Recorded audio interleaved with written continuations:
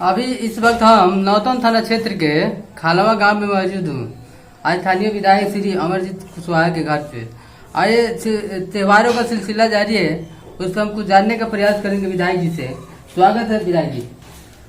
आपके सभी दर्शकों को मेरे तरफ से प्रणाम है। और दशहरा का समय चल रहा है, विजयदशमी और आने वाले सभी त्योहारों पर हम सभी देशवासियों को, बिहारवासियों को, खास करके सिवान और जीरादेई वासियों को ढेर सारी शुभकामना देते हैं और ये अपील करते हैं कि अभी त्योहार का जो दौर चल रहा है, खास करके दशहरा का, तो इस नवरात्र के दशहरा का जो त्यौहार है इसको काफ़ी प्रेम भाईचारा के रूप में लोग मनाएं और कोई भी ऐसी ताकतें जो कुछ भी हरकत करने की कोशिश करें उसका मुंह तोड़ जवाब देते हुए प्रेम भाईचारा को कायम रखें।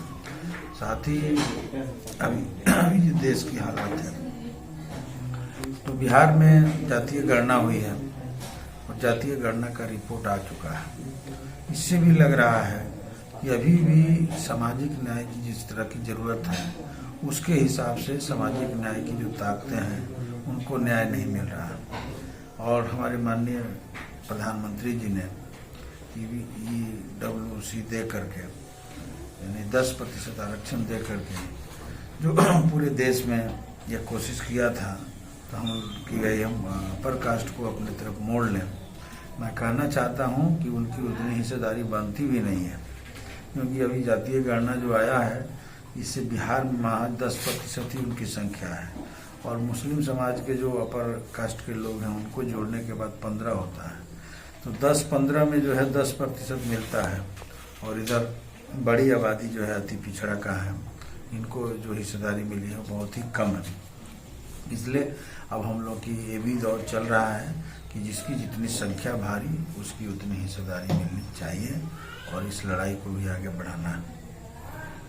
तो जाति जो जनगणना हुआ है इससे खास क्या होने वाला है आम पब्लिक को? खास क्यों नहीं होने वाला है? देखिए, किसी भी समाज का जब सर्वे होता है तो समाज की यथार्थ उभर करके सामने आती है। अभी यथार्थ उभर करके सामने आया है। समाज में जाति है अगर, तो जातियों की स्थिति क्या है, उनकी आर्थिक सामाजिक हैसियत क्या है, इसकी जानकारी होगी।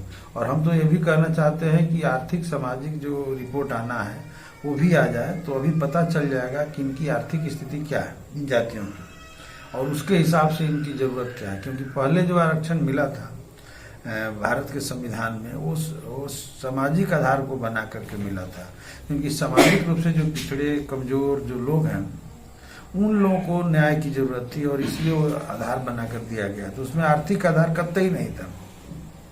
और आर्थिक आधार माने किसी को अर्थ का लाभ पहुंचाने के लिए आरक्षण नहीं दिया जा रहा है।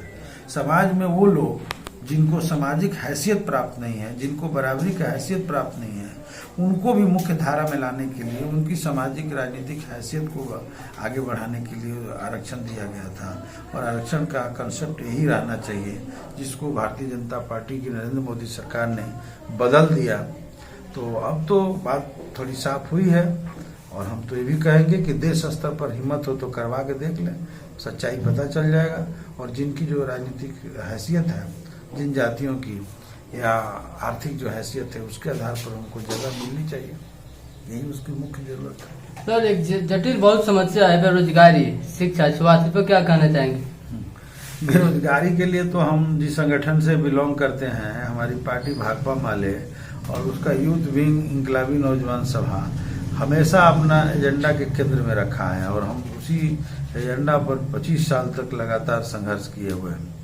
आज भी बेरोजगारी की स्थिति बहुत भयावह है और मोदी जी ने कहा था कि हम हर साल 2 करोड़ लोगों को नौकरी देंगे, लेकिन आज 10 साल के बाद पूछा जाए उनसे कि 20 करोड़ नौकरियां कहाँ चली गई, तो उनके पास कोई जवाब नहीं है। वे झूठ बोल गए, वो जुमलाबाजी कर गए, कहते हैं कि जुमला है।